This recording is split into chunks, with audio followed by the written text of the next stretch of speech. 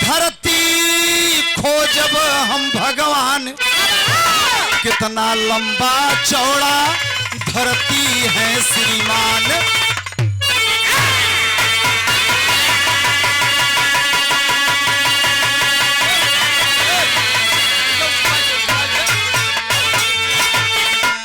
एक समय गरुड़ जी है विनोद, गरुड़ महाराज के अहंकार कि हम धरती के पता लगाई कि कितना लंबा है न कितना चौड़ा, और चल दिए। उनके ही समझ में आई कि एक दैया पंखा होकी था तो हम 100 जोजन जाई था। अब चल दिए क्षीर सागर में विष्णु भगवान के लगे बाबा गरुड़ महाराज।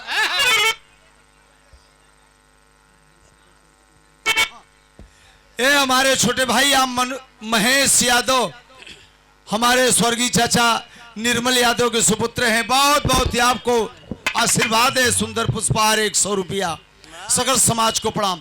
गरुड़ जी विष्णु भगवान के लगे जब पहुंचते हैं तो लक्ष्मी जी चरण दबावत है बाबा।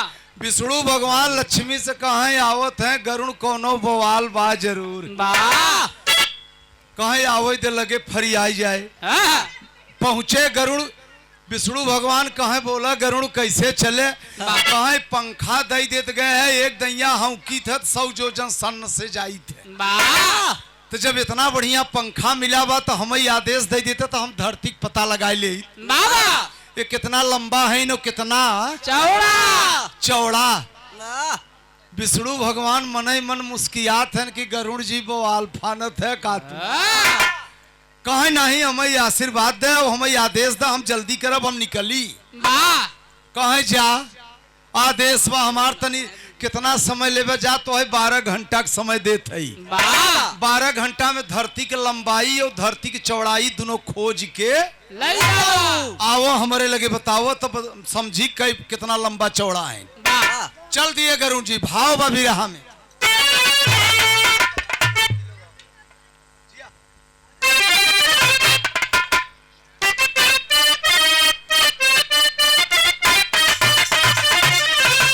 विनोद मुन्ना वहीं से रच के एक पत्ती औरावा।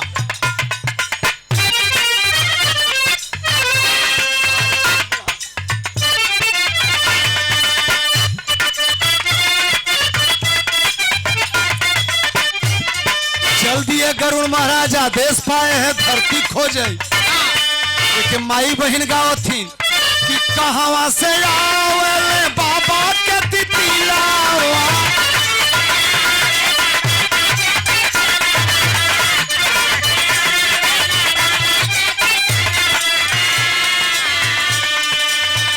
कहां से आवे गोइया बाबा के तितिलावा। कहां से आवे लाल मैना अहिरे सावलिया।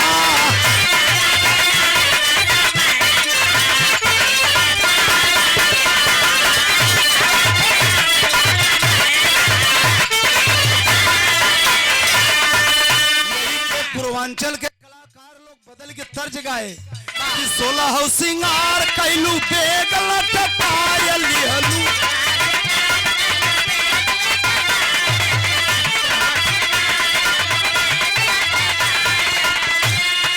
घुमा ताड़ू रेल औरी बस में, घुमा ताड़ू रेल औरी बस में, गोरी आकाश में रहा।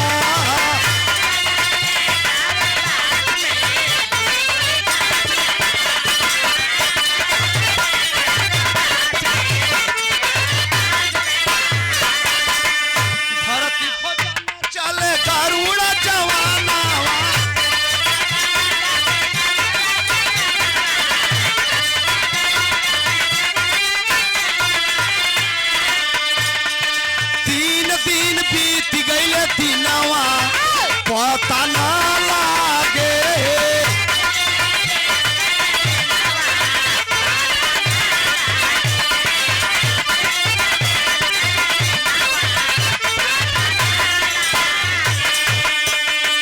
उड़ता उड़ता गए समुद्र के समानावा।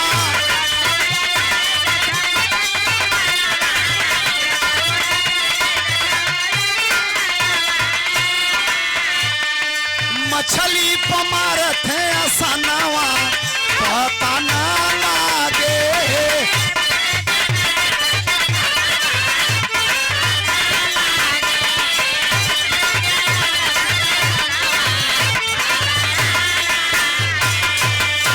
कहानी समझे चला गरुड़ जी 12 घंटा के विष्णु भगवान समय देन कि 12 घंटा में धरती खोज के आवा कितना लंबा है नो कितना चौड़ा। अरे नहीं 3 दिन बीत गया 3 रात 3 दिन ये उड़ता ही है बिरहा सुनई वाले और धरती को पता ही नहीं लगा था कि कितना लंबा है नो कितना चौड़ा। गरुड़ जी कहे अब विष्णु भगवान के सामने कैसे लौट के चली लाज लागता। हम कहे रहे कि हम अब 2 घंटा में खोज ले और वो 12 घंटा का समय दे तो बीत गए है 3 दिना पता ही नहीं चला था कहाँ तक है उड़त उड़त एकदम अब हताश है ना पंखा काम नहीं करता। समुद्र के सामने जब गरुड़ जी पहुंचे बिरहा के क्षेत्र या बिरहा के लोग कद्र जानत है और जब समुद्र के सामने पहुंचे एक पुराण की बात है कपोल न हो समुद्र में एक मछली उतिरान बा और एक मछली देखा भगवान का माया की एक मछली उतिराई दे। अब गरुड़ जी अब इतना थक गए हैं कि अब गिर जाए कि तब गिर जाए। वह धीरे से आकाश से वही आई के समुद्र में मछली पे आसन लगाए ले और जब मछली पे आसन लगाए ले तो मछरिया कहता कि अपने जोड़ी समौरी से मिलते हम पानी का किरवना है अरे हमारे ऊपर काय आई के बैठ गए।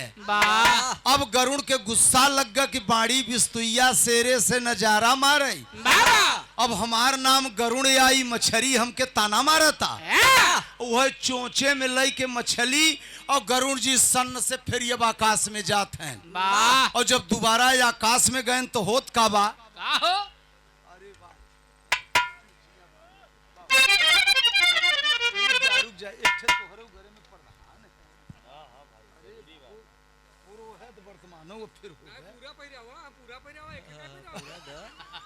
चला आओ चला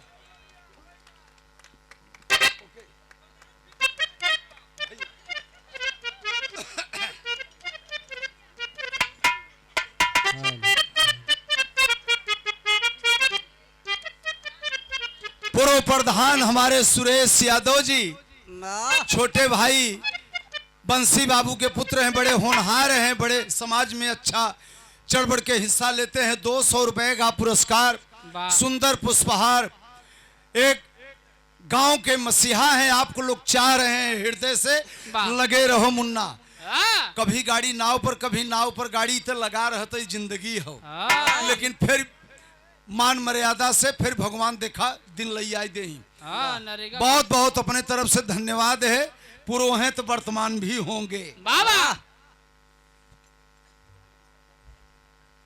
गरुड़ जी बिरहा में भटके न आप गरुड़ जी मछली लेके जब आकाश मुड़त हम तर्ज बदल गई बाबू राम कैलाश का तर्ज बा विनोद बाबू राम कैलाश ढेर गांव गंगा जी का ऊंची बा अठरिया न हो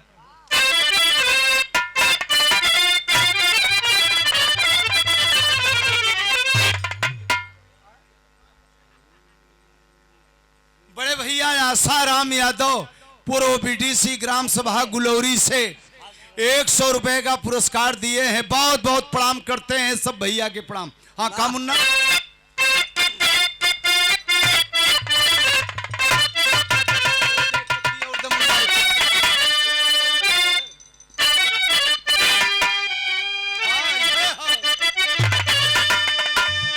अरे लागल बाबा जारी आया गामापुर हो हीरा रतन बिका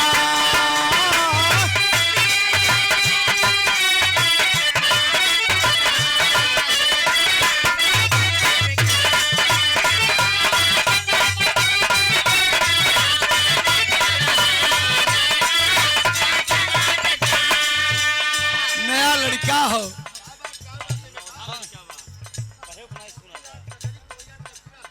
अच्छा नैपुरा से मोतीराम यादव जी कजरी के गायक अच्छा अच्छा ये 50 रुपए का पुरस्कार दिए हैं आप अच्छा ये तर्ज गाओ थे ठीक हाँ बताओ थई। हाँ, लागल बा बाजारी आया गामापुर हो हीरा रतन बिका।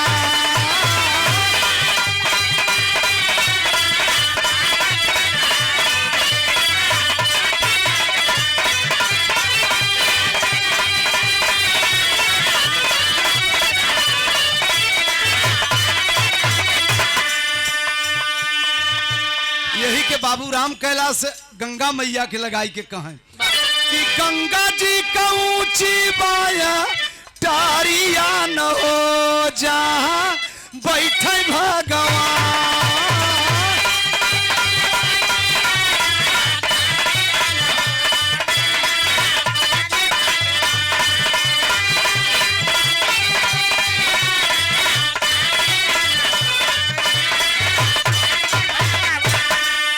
पारसनाथ यादव जी ग्राम सभा मोइया से 50 रुपया इस भाव पे भैया के प्रणाम बा। तब गाने का भाव है कि मछली उड़ालेगा गाना न हो कतहूं मिले न ठेकान।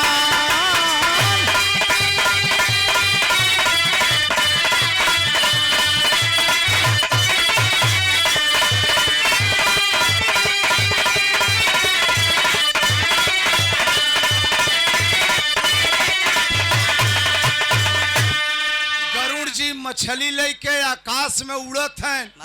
अब उन्हें शर्म लगता हम जाई के हर लौट के। और तब गरुण का बड़का भैया वरुण देखाई शास्त्र के बात आई गई बा। कतौ लिखा बा जरूर और बताई दे कौने पुराण में बाई कौने पुराण से गाना लिहा गवा। तुलसी कृत सटीक रामायण जोन बंबई के छपा हुआ बा। वो हमें ये दास्तान आप खोजेंगे सट से मिल जाएगा, रामचरित मानस में नहीं मिलेगा। ये बाबू तुलसी कृत से ही बात है। कहना बका मछली के लइके गरुड़ नभ में मेरा राई।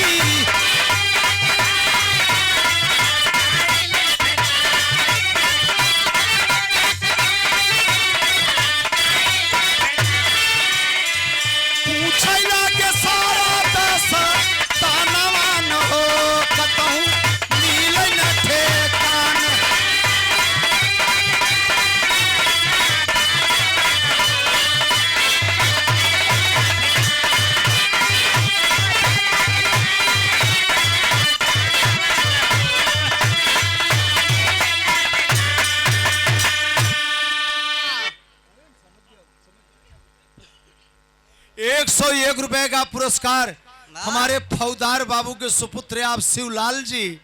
102 रुपए का पुरस्कार सुंदर पुष्पहारी आवाज रहे मुन्ना। इस भाव पे बोलत है नहीं तुहार गनवा हम कैसेटों में सुने हैं। अच्छा तो सुने हो बाबू। तो अब यह गावत है सब चैनल वाले भाई लोग ले लेते हैं तब कितना रोज लिखी हम। ए भैया बाबा ये इतना ही नहीं शायद यही बात चैनल पर कोनो में ए बाबू आ रहे दे कोनो दिक्कत नहीं। बहुत बहुत नमस्कार बा। और गरुड़ जी के भाई वरुण कहत हैं भैया कहाँ भाई यस हित न भाई यस। अब देखा गरुड़ परेशान है लेकिन भाई के सहारा मिली के वरुण मिला है आकाश में। कहे कहाँ जात है कहे भैया धरती खोजे चला है। अब विष्णु भगवान कहन 12 घंटा में आओ और उनसे कह दिया 2 घंटा में खोजब बात चौथा दिन लगा बा और अभी तक धरती नहीं खोज पावत है। अब का करी अब दुनिया में हमार बड़ी बेइज्जती है। तो गरुड़ का भाई वरुण कहे हई बहिया फैलाई देत हई पहले मछरिया ले ले ही खाई ले। तो बताई मछली लेके ही बाहें पर बैठ जा। तो कहे भैया जमीनिया पर का देखा था कहे एक बरगद कहे तो जाई उही पे बैठ के खाई ले का अब ये आकाश से नीचे आई गए तो धरती पर महिमा ने धरती वाह तो एक बरगद पे 999 साधु बैठा है उ पेड़वा पर। वाह अब वहाँ देखा का गलत तुलसी कृत कहता, तुलसी कृत रामायण की बात होता। अब 999 साधु वहाँ पेड़े पर बैठा है। है। अब जब 999 साधु बैठा है तो गरुण जी बैठ गए एक डारी पर। तो इतना देरी तक पेड़ नहीं गिरा, जब गरुण बैठे तो पेड़वई लई के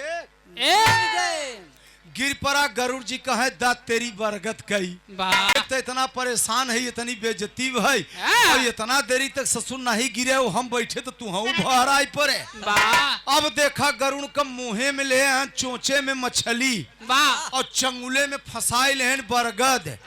और कितना साधु तो बेचारे चोट खाई गए, कितना तो मर गए 999। वाह जौन बचा रहे फिर पेड़े पर है गरुण जी कुल लेके फिर ये आकाश में। वाह तो वरुण जी कहे अब ले अब की दैया बड़की बवाल लेके आवत है बरगद बरगद।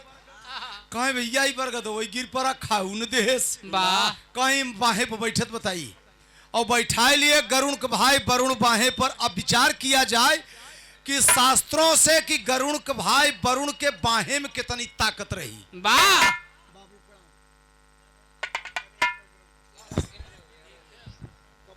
एक ईंटा रखो यहाँ पर। लगाई दे तो लड़कियां लोग नहीं सुने तो स्टैंडवा ढिल बा ना तो गिरा होता। ईंटा मंगा कर रखो।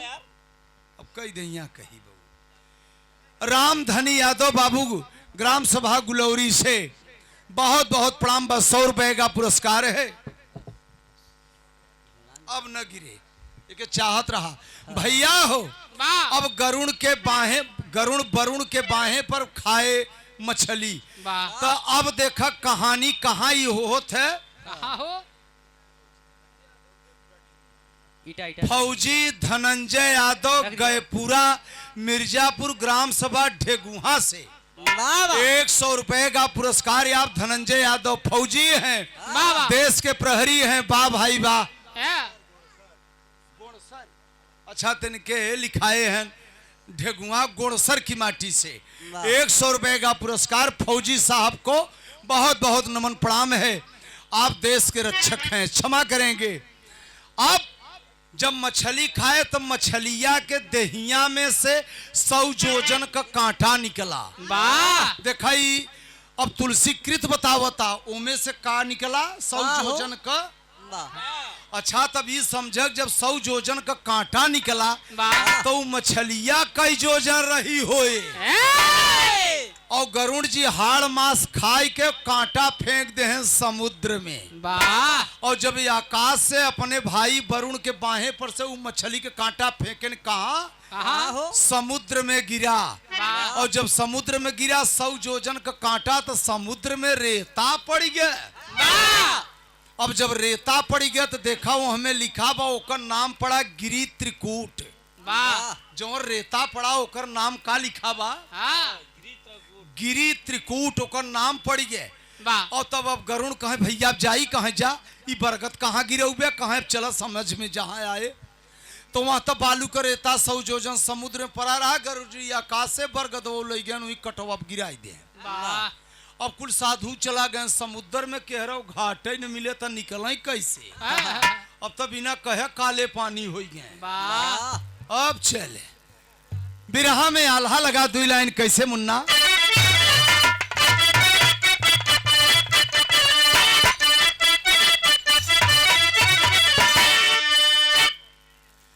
लइके बरगदवा गरुड़ चल बहिया से भैया।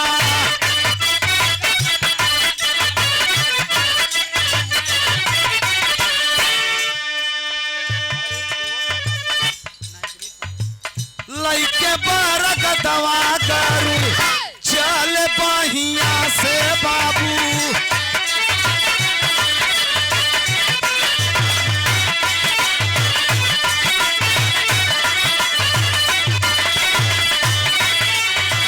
मछली के कांटावा पर दिहल गिराए।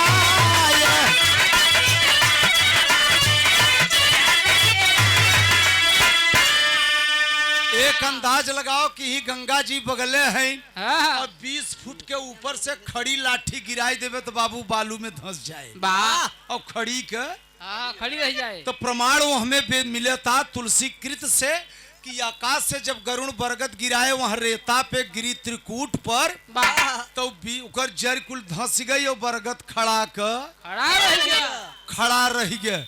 अब कुल साधु आपस में कहे कहो अब कौनी के निकलबे हमें डोंगा डाड़ी नहीं चलता हाँ। अब समुद्र के बात बा वाह कहे केहर से पार होबे वाह कहे यार इत गरुण ये अच्छा लिया है कि यहाँ जंग फंसाई दे रेता में अब का हो यहाँ न खाई के समान बा न रह के ठिकान बा ठेकान बा अब होत का बा देखा वह साधु कुल करत का है ये कहा जा ऋषि कर हम कहा न 999 हाँ। ये कहा जा ऋषि कर शिव का सुमीर नवाय भैया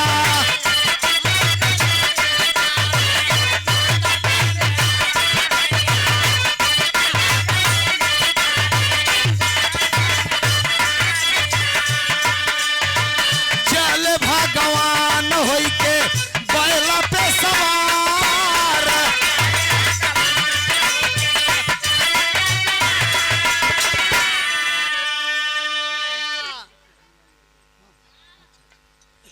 मुरलीधर चाचा के पुत्र सोहन लाल यादव जी 100 रुपया सुंदर पुष्पहार बहुत बहुत धन्यवाद है। ए बाबू आ कुल साधु लगन भजन करे भोले बाबा का वाह भोले बाबा माता पार्वती से कहा चला कुल समुद्र में साधु बज गया है समुद्र में कुल साधु बच गया है बज गया है। अरे वाह जितेंद्र जुग जुग जिया बड़े ही अच्छे हमारे शिष्य आप जितेंद्र यादव जी और आई चीनी मिल के पास कौन गौना है भैंतपुर गांव से बहुत अच्छा लड़का गाते हैं हमारे अखाड़े से हम ही गाना उना देते हैं जरा ताली बजा के जितेंद्र यादव का सम्मान करेंगे आप सब बहुत बहुत धन्यवाद जुग जुग जिया खूब बढ़िया मेहनत करा 100 रुपया सुंदर पुष्पहार बच्चे की ओर से धन्यवाद है बहुत अच्छा लड़का गाता है। अब भोले बाबा जब वहां पहुंचत हैं वाह माता पार्वती के लिए आए कोई समुद्र में रेतवा पर मछली के कटवा पर तो भाई भगवान है आकाश से पहुंच गए वाह वही डीम डीम डामा रूप जाओ भोला दनिया रे बाबू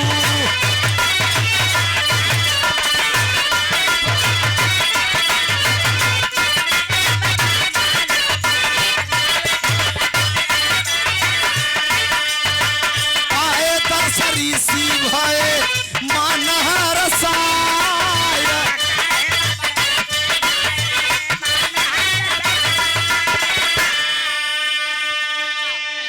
गरुण तो कहाँ गए बरगद गिराई के अब गरुण के बात छोड़ अब यहर भोले बाबा पार्वती आए जब वहां रेता में सब साधुन के आशीर्वाद दिए कहा यह पर इतना बढ़िया मकान बने वाह कि पूरे विश्व में ऐसा मकान की हुक नहीं बा पुर साधु कहे का कहे भोले बाबा कहे हाँ वाह और तब कहे अब देवी चल सबके दर्शन दे दिया अब चल उही समय पार्वती छैलाई गई कि अब कैलाश पर हम न जाप कहे काहे कहे जब से हम हिमगिर की यहाँ से बिया के लई आए कहता यहाँ पहाड़े पर कहता वहाँ पहाड़े पर ऐसे ही हमारी जिंदगी बीतवत है वाह अभी चौबगला पानी बा और बीच में इतना जगह बा ठंडा हवा आवता यहाँ एसी की जरूरत नहीं ने यही पर एक मकान बनवाई दे के था सोने का मकान के थाक बन जाए सोने का ए बाबू आप देवी भोले बाबा कहे देवी फसावा मत आप सभी कहबे भोले बाबा रहे तो उन्हें सोना का कौन कमी रहा वाह नहीं आप देवता है तो कुल नहीं कह सकते टोपी पर टोपी बा टोपी पर टोपी बा तू ही थोड़ा देवता है जो ने चाहे तो ने कैले बे अब पार्वती वही जंगल रेताप छैलाई गन कि अब हम कैलाश पर न जाओ और कुल साधु बड़ा खुशी बहन कि शंकर जी और पार्वती ही रही तो बढ़िया बढ़िया छाने गोटे के मिले मिले और मकान उकान बने देखा जाए। वाह देखा ही कहानी जात कहाँ बा आखिरी पॉइंट पर बा कैसे पार्वती छैलाई गई न।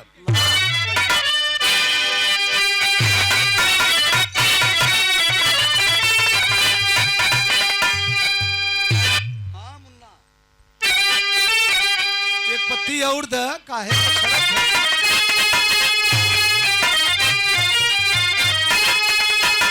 अरे गौरा गौरा छैलाई गई अरे भोला से वही घड़ी दूल्हा सोने का मकनवा बनावा वही के परी।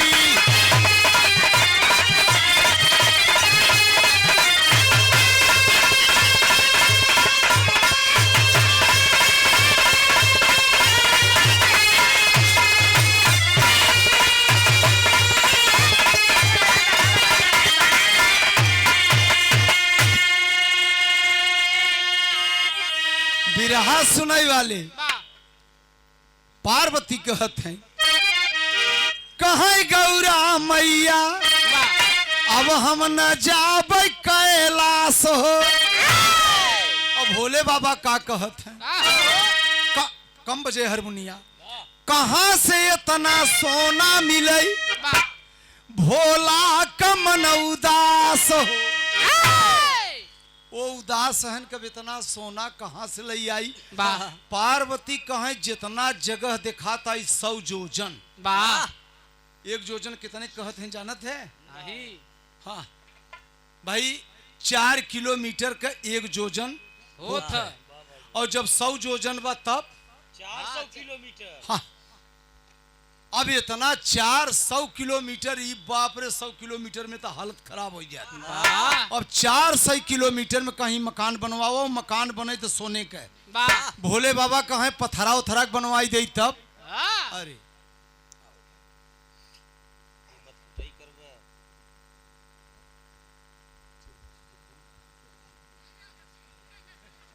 हाँ डाली डाला कैले समझी तब पहुँचावा लोगन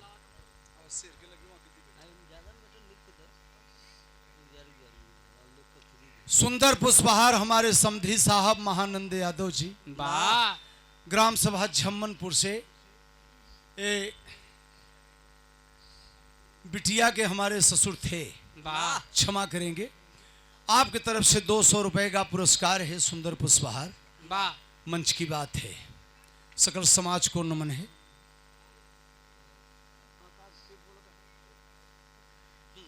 चल भैया हो अब पार्वती कहे के बनवावा चाहे जैसे बनवा भोले बाबा परेशान है। वाह आप लोग कहते हैं सोने का लंका क्या कहते हैं सोने का लंका देखा जगह खोजाई मछली के कांटे पर जो रावण रहत रहा वाह तो इतना सब जानत है कि सोने का लंका रहा हाँ, लेकिन वह पार्वती अब वही सोने का लंका बनाना ही बा हाँ, अब और न रावण कई जब का गाना कहत है तो न रावण के आजा पुलस तमुनी न रावण के आजी बिंदु मती पैदा नहीं भवे वाह मेरे दोस्त।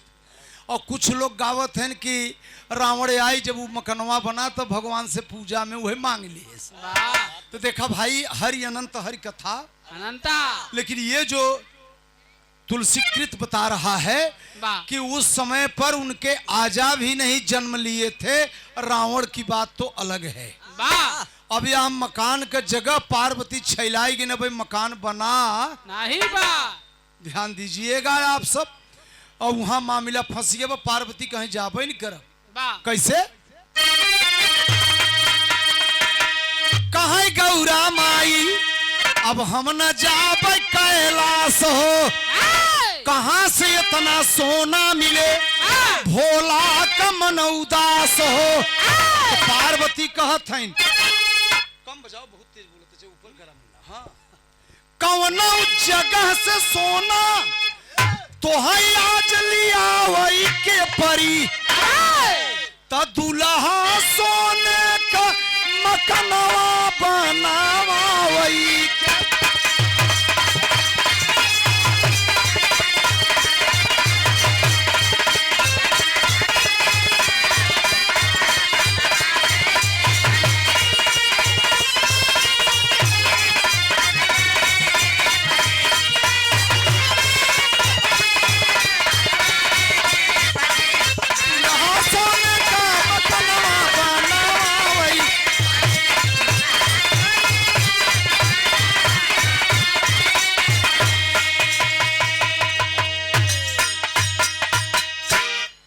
दुल्हा सोने का मकनवा बनवावे के परी। वाह मेरे दोस्त पार्वती छैलाई गए महाबली गुरु पंच मक्खन गुरुजी रामधार प्रजापति जी मनापुर सुरियावा वाह जिला भदोही।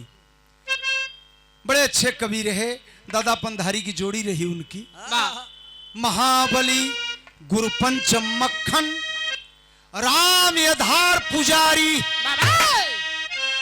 प्यारे लल्लन कलम चलावे अरे सींची गए फुलवारी।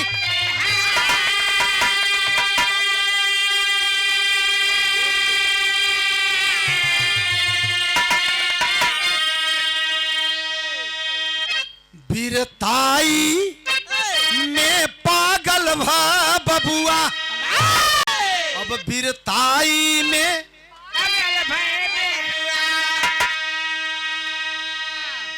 बिरहा गावा सुदाई आवै लगी बुढ़ाई। बीरताई में पागल भा बबुआ।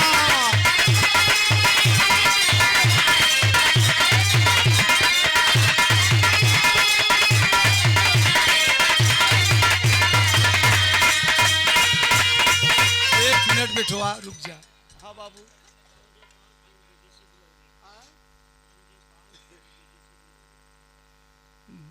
बरमदेव पाल पूर्व बीडीसी ग्राम सभा गुलौरी से 100 रुपए का पुरस्कार दिए हैं बाबू।